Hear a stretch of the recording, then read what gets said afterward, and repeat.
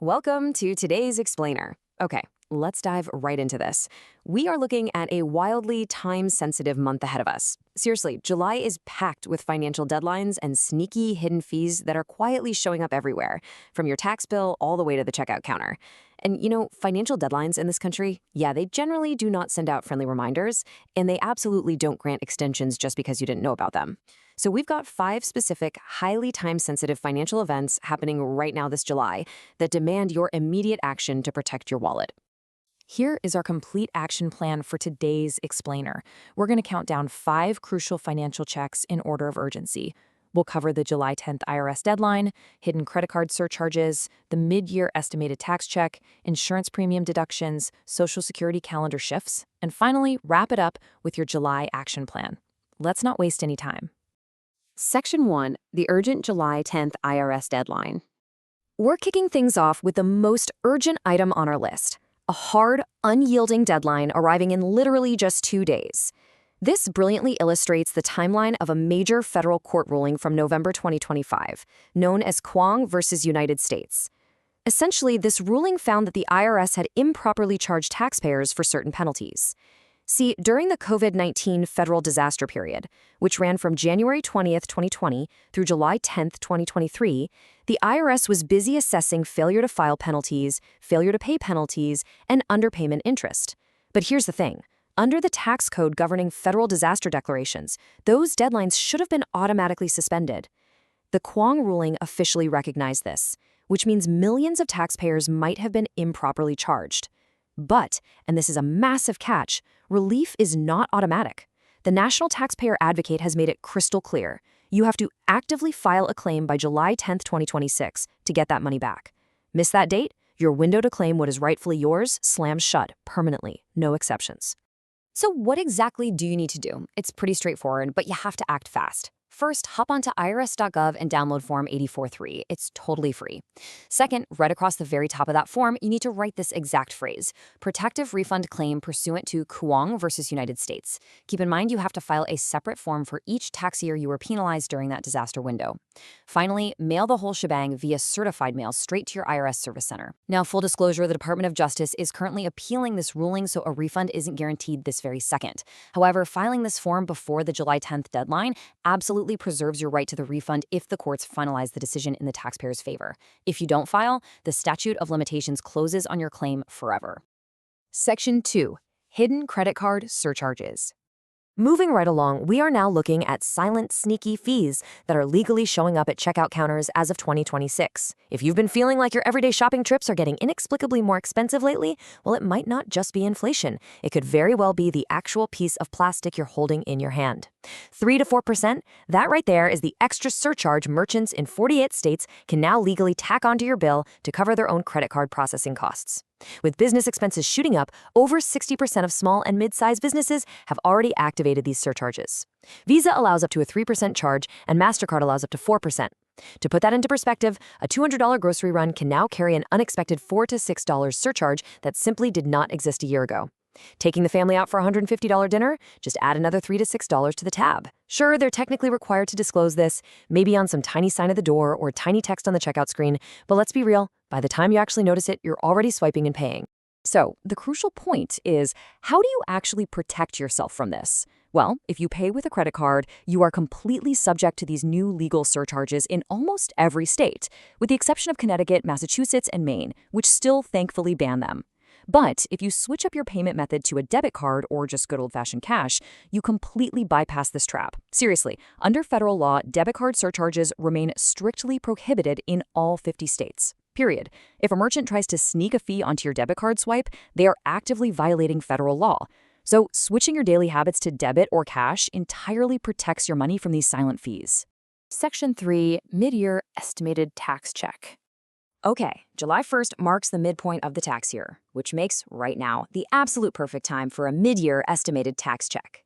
If you have income without automatic withholding, I'm talking pensions, Social Security, IRA distributions, or maybe a side hustle, this one is absolutely for you. The IRS demands quarterly payments if you expect to owe $1,000 or more. And if you underpay, they'll hit you with an 8% annualized underpayment penalty.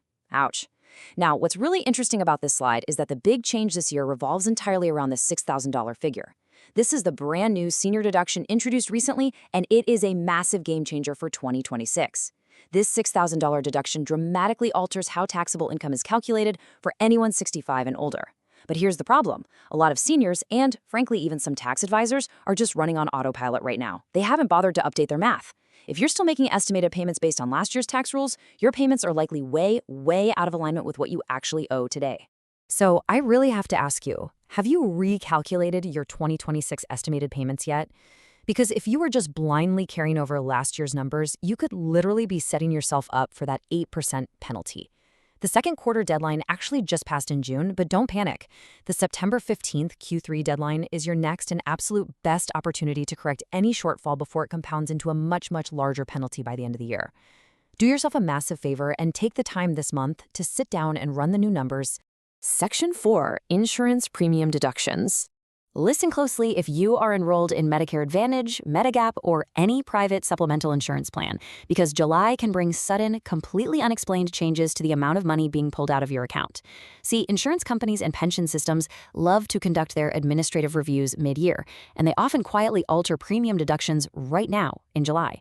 So here is the proactive check you need to do today.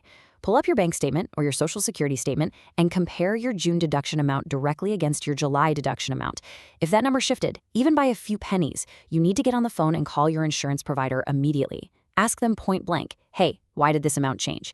You really need to find out if this is a permanent mid-year rate increase that was buried in some spring paperwork you might have accidentally missed, or if it's just a one-time catch-up deduction caused by a weird billing cycle shift. You have the absolute right to know exactly what you're being charged for and exactly why. Don't let them keep you in the dark. Section 5, Social Security Calendar Shifts. Let's move to our fifth and final check and see how this builds into a bigger picture. We're looking at a calendar anomaly that happens occasionally, and it specifically catches Supplemental Security Income, or SSI recipients, completely off guard, often leading to major budget crises. Normally, SSI is paid right on the first of the month. Your July payment arrives right on schedule on July 1st. But take a close look at August. August 1st falls on a Saturday this year. Now, under the law, the Social Security Administration literally cannot issue payments on a weekend, so their hands are tied. They are forced to push your August payment early to the preceding business day, which happens to be Friday, July 31st. The result? You end up receiving 2 SSI checks in July and 0 checks in August. It creates this dangerous 0 check month that has caught so many people completely off balance over the years. So the warning here is extremely clear and urgent. Treat that July 31st deposit strictly as your August budget. Seriously, do not look at your bank account at the end of July, see a second deposit sitting there, and think, awesome, extra spending money. It is absolutely not a bonus. If you go ahead and spend both of those July deposits in July, you are going to have absolutely nothing coming in during August when your standard bills, your rent, and your groceries actually come due.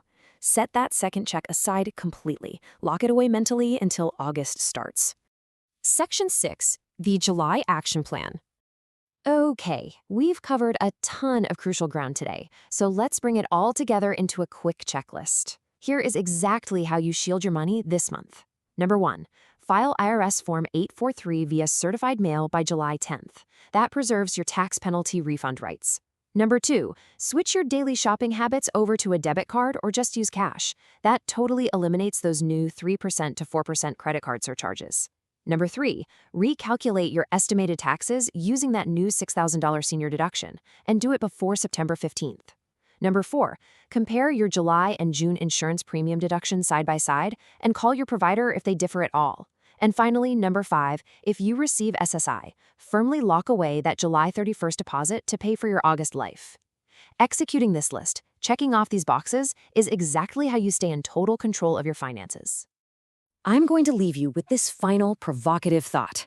Which of these 5 action items are you going to complete today before time runs out? Remember, that IRS deadline is a hard, fast cutoff arriving in just 2 days, so please act immediately. Do not let the calendar or these hidden fees silently drain your hard-earned money. Be sure to share this explainer with anyone in your life who might be caught off guard by these July traps. Keep learning, keep checking those statements, and always stay ahead of the curve. Thanks for joining me on this deep dive.